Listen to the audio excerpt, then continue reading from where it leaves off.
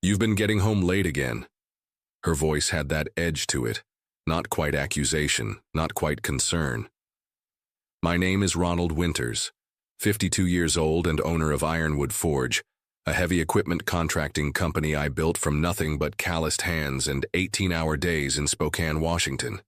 15 years of marriage to Cheryl, 15 years of friendship with Wayne, 15 years of thinking I knew what loyalty meant. I stood in our kitchen that night, still in my work boots, exhaustion riding my shoulders like a familiar weight. The kitchen clock showed 9:30 p.m. Late, but not unusual. Not for a man trying to land the Patterson contract that would double our business. "Big project," I said, washing grease from under my fingernails. "You know how it is." Cheryl nodded, her lips pressed thin. She'd been different lately, distracted. Her phone always face down on tables, always within reach. She used to ask about my day, used to listen to the little victories and setbacks. Now there was just the quiet scrape of her fork on her dinner plate, reheated for one. "Wayne called," she said, casual, too casual. "Wanted to know if we're still on for the barbecue this weekend." I dried my hand slowly. Wayne Hoffman, my best friend since our 20s, the godfather to our son, the man who stood by me when my father died, when the bank almost foreclosed on our first equipment yard, when Cheryl miscarried our second child. "Sure," I said. "Tell him I'll bring the steaks." She smiled, a quick thing that didn't reach her eyes, then glanced at her phone when it buzzed. She turned it over, read something, and the smile changed, became real, soft, private.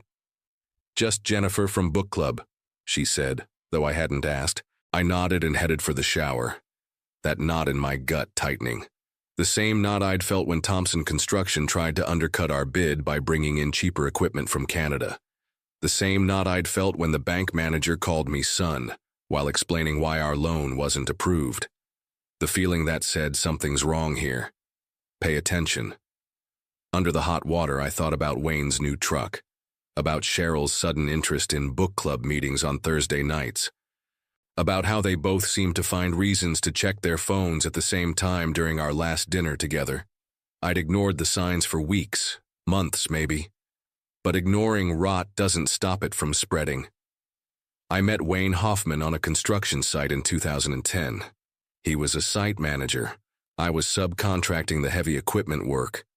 We got to talking about vintage motorcycles over lunch, and by the end of the project, we were riding together on weekends. When I decided to start Ironwood Forge 3 years later, Wayne was the first person I called. He put in $30,000, most of his savings, for a 15% stake and never once questioned my decisions, even when we barely broke even those first few years. Cheryl and I had already been married for 7 years by then. She'd stood by me when I was just an operator making hourly wages, when we lived in that one-bedroom apartment with the leaky ceiling. She'd believed in the dream even when her parents called me a guy with dirt under his nails and nothing to show for it. We built something real together. A home, a son, Thomas, now in college studying engineering. A life where her parents eventually ate their words at our 25th anniversary party. Her father admitting I'd done all right after all, while eyeing the lake house we'd just bought. Wayne was there for all of it. Bachelor party, best man. Hospital waiting room when Thomas was born. The three of us, Cheryl, Wayne, and me, we were solid. A triangle that couldn't be broken. At least that's what I thought. The first real crack appeared last Christmas. Wayne's wife, Diane, had left him the year before, claiming she needed space. He spent the holiday with us like family should. I noticed how Cheryl touched his arm when she laughed at his jokes, how their eyes held a beat too long when they thought I wasn't watching. I brushed it off, told myself it was nothing. Wayne had been my friend for 15 years. You don't throw that away over a hunch. Then came the missed calls on her phone from Jennifer at odd hours. The new perfume she started wearing to book club. The way she'd jump when I walked into a room while she was texting. Wayne started finding reasons to stop by the house when I was still at job sites, offering to help Cheryl with the leaky faucet in the guest bathroom, dropping off documents he could have easily emailed. I kept my mouth shut, kept working late to secure our future, to expand the business we'd built. Every man has blind spots when it comes to the people he trusts most.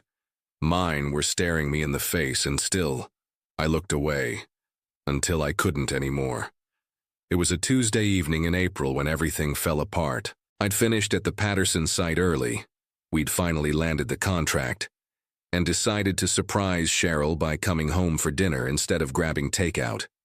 I stopped to pick up a bottle of her favorite wine, feeling like we needed to reconnect. Like maybe I could fix whatever was pulling us apart. The house was quiet when I walked in.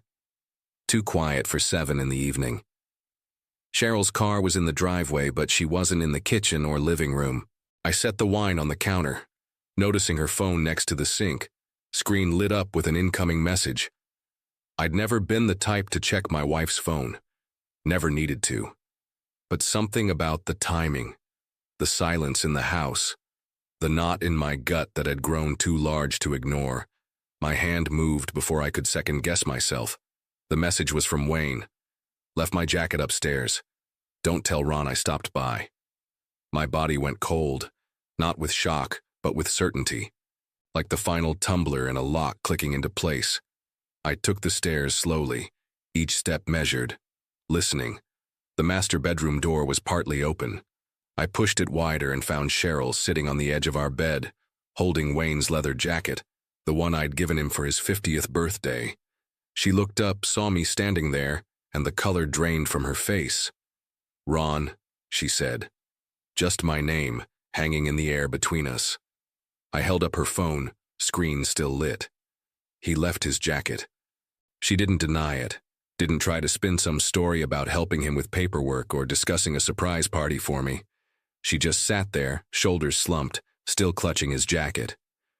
"You're always working late," she finally said, eyes fixed on the floor. He was there for me. I nodded slowly, feeling strangely calm. "I get it. I just need some time to process this." I turned and walked out down the stairs, grabbing my keys from the hook by the door. I drove to the empty ironwood office and sat at my desk in the dark, staring at nothing. It wasn't just the betrayal of my wife. It was Wayne.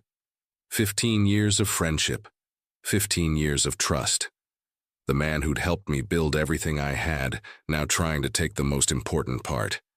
I pulled out my desk bottle, the good whiskey we broke open when we landed the Patterson contract just that morning, and poured 2 fingers.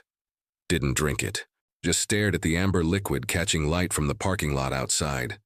By midnight, I hadn't touched the whiskey, but something had hardened inside me. The pain was still there, a physical ache behind my ribs, but it was being walled off by something colder, more focused. I'd spent my life building things, equipment fleets, a company, a marriage. Now I was going to take something apart, piece by careful piece. I pulled out my phone and called my lawyer's private number. I gave Cheryl space for exactly 3 days. Slept in the guest room. Didn't ask where she went during the day or who she was talking to when her phone rang. I was cordial, distant, processing, exactly what a stunned husband should be doing. What she didn't see was what happened during business hours. The morning after finding Wayne's jacket, I met with Harold Kessler, the corporate attorney who'd helped structure Ironwood Forge when we first incorporated. We sat in his downtown office, blinds half drawn against the spring sunshine. "You want to trigger Article 7, he said, eyebrows raised. Not a question. "Yes." Article 7 was my insurance policy. When Wayne and I formalized his investment 15 years ago, Harold had suggested including a clause that would protect the company if either partner engaged in actions that could damage its reputation. At the time, I was thinking about gambling debts or DUIs, things that could scare off clients in our conservative industry. I never imagined I'd use it because my partner was sleeping with my wife. "It'll mean buying him out at predetermined rates," Harold warned. 20 cents on the dollar of current valuation. I nodded. "I know. And you have proof?" I slid my phone across the desk, the text messages I'd downloaded from Cheryl's phone while she slept. The GPS history showing Wayne's truck parked at our house during work hours when I was at job sites. The emails I'd found when I finally checked her laptop. Harold scrolled through it all, his expression professionally neutral. This will get ugly, Ron. It's already ugly. 2 days later, the papers were ready. I called Wayne and asked him to meet me at the office after hours. Said I needed to discuss the Patterson project expansion. He showed up looking exactly like he always did. Flannel shirt, work jeans, that leather birthday jacket. Like a man with nothing to hide. Like my friend. "Hey, buddy," he said, dropping into the chair across from my desk. "What's so urgent it couldn't wait till morning?" I slid the folder across to him. "Article 7 dissolution papers. I'm buying your shares." His face went from confused to shocked to angry in the space of seconds as he flipped through the documents. "What the hell is this, Article 7? Actions detrimental to the company's reputation? Where is this coming from?" I kept my voice level. "You know exactly where it's coming from, Wayne. Is this about Cheryl?" He leaned forward, lowering his voice like we were conspirators. "Look, I know things haven't been great between you two. She's been lonely, man. It just happened. 15 years of friendship and that's your explanation? It just happened?" He ran a hand through his hair. "You've been absent, Ron. Working all the time, building this precious company. When was the last time you actually listened to her? Actually showed up?" His voice took on a righteous edge. "You drove her right to me." I almost laughed. "So it's my fault." "I'm not signing this," he said, pushing the folder back. "You can't force me out over a personal matter." "Actually, I can. Section 3, paragraph 2. Read it." He glanced down, reading the fine print he'd signed 15 years ago without a second thought. His face darkened. "You'd do this to me? After everything we've built together?" "You did this to us," I corrected. "I'm just following the contract." Wayne stood up, knocking his chair back. "Cheryl won't stand for this. She'll back me up." I just nodded. "You should call her." He pulled out his phone, his fingers jabbing at the screen as he stormed out. I sat back in my chair, waiting for the next domino to fall. The next morning, Wayne showed up at my house. I was in the kitchen making coffee when he burst through the front door like he owned the place. Maybe, in his mind, he thought he did. "What did you say to her?" he demanded, face flushed with anger. I took my time pouring the coffee. "Who?" "Cheryl. She's not answering my calls. Her sister said she left town yesterday." That was news to me. I'd given her space, hadn't tracked her movements, but I kept my face neutral as I sipped my coffee. Maybe she needed time to think. Wayne slammed his palm on the counter. "Don't play games. You threatened her, didn't you? Made her choose between me and your money?"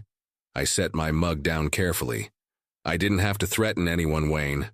I showed her the same paperwork I showed you, the dissolution of our partnership, and I showed her the prenuptial agreement she signed when we got married. The one with the infidelity clause." His face went slack. "What infidelity clause?"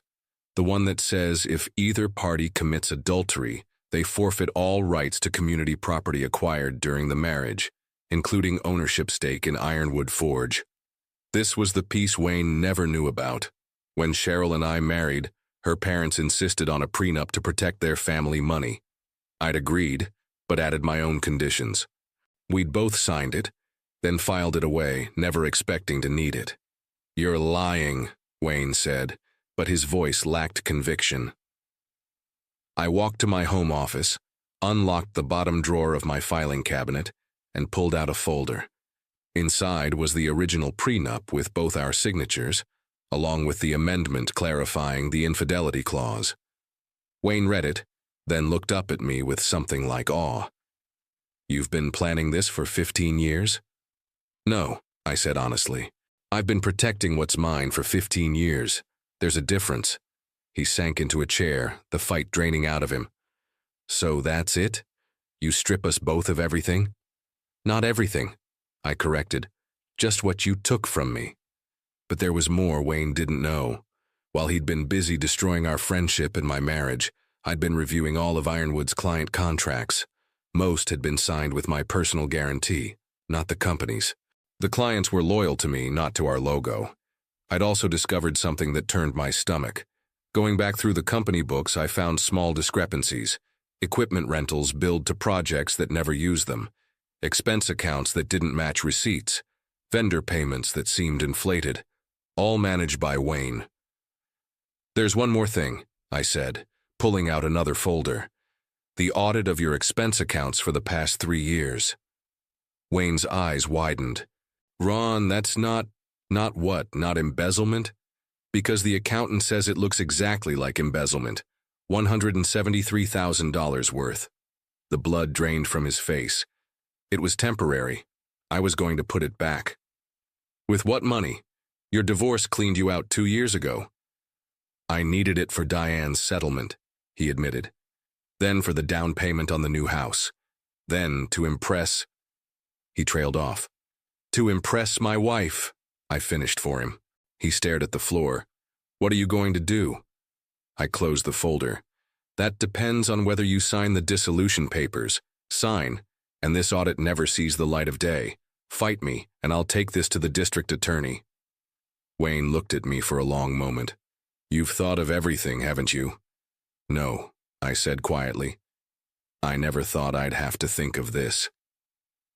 Segment 3, 600 words. Plan in motion.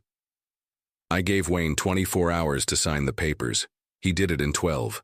By the end of the week, his 15% stake in Ironwood Forge belonged to me at 20 cents on the dollar, a fraction of what it was worth after we'd landed the Patterson contract. What he didn't know was that I'd already been in touch with Patterson Construction. I'd personally guaranteed our performance on their project, assuring them that the internal restructuring at Ironwood wouldn't affect their timeline or quality. Old man Patterson himself had clapped me on the shoulder and said, "We always knew we were hiring you, Ron, not your company." While Wayne was cleaning out his office, I was meeting with our 3 other major clients, securing their business with personal handshakes and revised contracts. By the time he'd finished packing his photos and coffee mug, I'd locked down 80% of our annual revenue with ironclad agreements that followed me, not the Ironwood name. Cheryl returned after a week at her sister's place in Portland. I was in the backyard splitting firewood when her car pulled into the driveway. She approached cautiously, like she was testing thin ice. "We need to talk," she said. I set down the axe. "About?" "About us. About what happens next." Her voice was steady, practiced. She'd been rehearsing this conversation. "I've already filed the divorce papers," I said. "Your copy is on the kitchen counter." She blinked, thrown off her script. "Just like that? 15 years of marriage and you're throwing it away without even trying to fix things?" The irony almost made me laugh. Almost. "You already made that decision," I said, picking up another log. "I'm just handling the paperwork." "Ron, people make mistakes. Marriages recover from affairs all the time." I lined up the axe. "This wasn't a mistake. It was a choice. You made it every day for months." I brought the axe down, splitting the log clean through. The crack echoed across the yard. "What about the house?" she asked, shifting to practical matters now that the emotional appeal had failed. "And your retirement accounts? My lawyer says I'm entitled to half of everything." I set the axe down again and faced her directly. "Your lawyer should read your prenup more carefully, specifically the infidelity clause." Her face went pale. "That old thing? We signed that 20 years ago. Can't possibly—" "It can and it does," I said, cutting her off. "But I'm not leaving you with nothing. You'll get the vacation cabin and a settlement. Enough to start over, not enough to share with Wayne."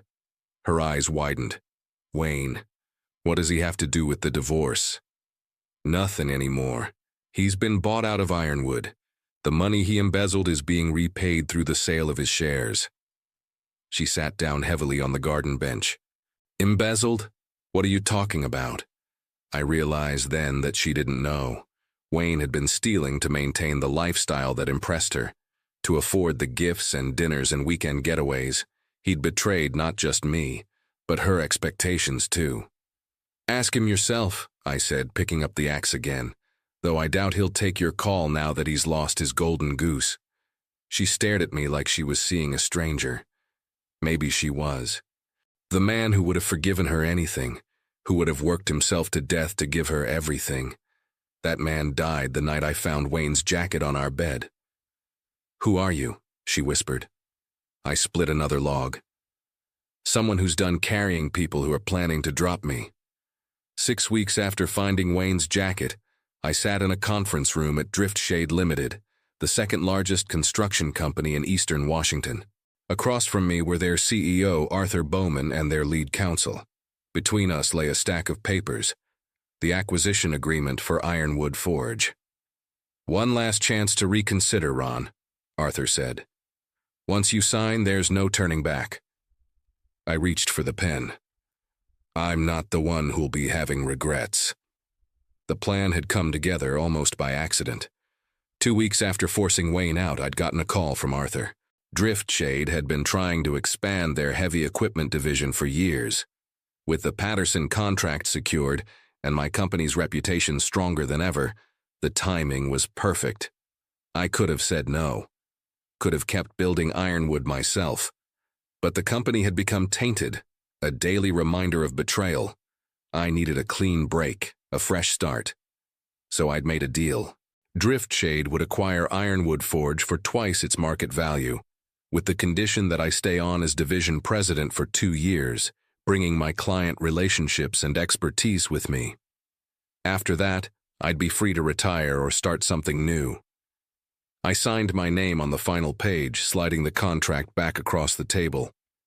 Arthur's secretary appeared at the door. "Mr. Bowman, there's someone here to see Mr. Winters. A Mr. Hoffman?" Arthur looked at me. I nodded. Wayne walked in, his face tight with barely controlled anger. "You sold the company? Without even offering me the chance to buy back in?" I stood, extending my hand to Arthur. "Thank you for your time. I look forward to our partnership." As the Driftshade executives filed out, I finally turned to Wayne. "You're right, I sold it. For $17 million. His mouth fell open. 17. But my shares were worth about $600,000 at the time you sold them back to me. For $120,000. The magnitude of what he'd lost hit him all at once. "You son of a—" "I'd be careful with the next words out of your mouth," I said quietly. "You're standing on very thin ice as it is." Wayne's fists clenched at his sides. "This isn't over." "Actually," I said, collecting my copy of the contract, "it is." 1 year later, I stood on the deck of my new cabin overlooking the Columbia River. Not the vacation place Cheryl got in the divorce. A new one, bigger, with a workshop out back where I was restoring a 1967 Harley I'd wanted since I was 19. The divorce had been final for 9 months. The settlement was exactly what I'd offered her from the start. Fair, but not generous. She'd taken it without a fight once her lawyer confirmed the prenup would hold up in court. I'd heard through mutual friends that she and Wayne had tried to make a go of it for a few months before it fell apart. He couldn't keep up the lifestyle she expected, not after losing his stake in Ironwood and having his reputation tarnished in our industry. Last I heard, she'd moved to Seattle trying to start fresh. Wayne had it worse. After our confrontation at Driftshade, he'd tried to launch his own equipment rental business, calling on the same clients we'd built relationships with over the years. But word had gotten around about his exit from Ironwood, about the accounting irregularities during his tenure. No one would touch him. He'd ended up taking a salaried position with a small outfit in Idaho, a major step down for a man who once owned part of the biggest equipment contractor in eastern Washington. I took a sip of my coffee, watching an osprey circle over the river. My phone buzzed in my pocket, a text from Thomas, my son. He was coming home for the weekend, wanted to know if I was free for dinner. I texted back, "Always free for you." At 53, I wasn't where I thought I'd be at this stage of my life. My marriage was over. My best friend was a stranger. The company I'd built was in someone else's hands, even if I still ran it day to day. But I was standing on my own deck, breathing clean air, with my son still in my life and $17 million in investments working for me. I'd lost what wasn't real and kept what mattered. Some men spend their whole lives learning who they can trust. I learned it in one brutal night. Expensive lesson, but worth every penny.